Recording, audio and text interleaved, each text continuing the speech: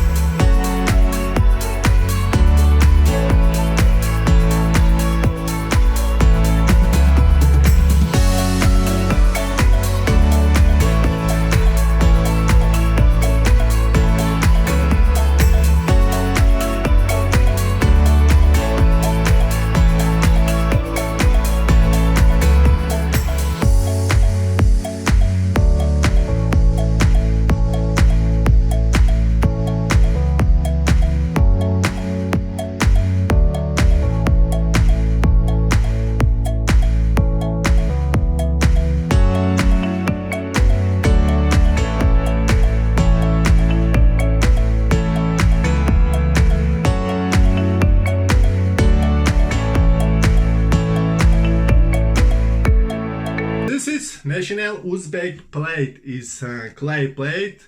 I don't know why, but if you eating Uzbek pilaf, national clay plate. It will be very tasty. I don't know what's this.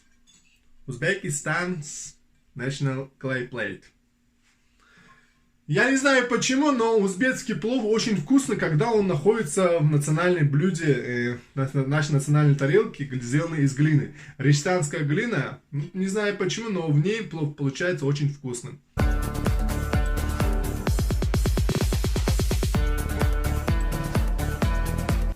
Наш домашний плов готов. К этому плову очень вкусно идет свежий салат с огурцами, с помидорами, с луком. Очень вкусный. Советую к нашему столу, пожалуйста. Спасибо.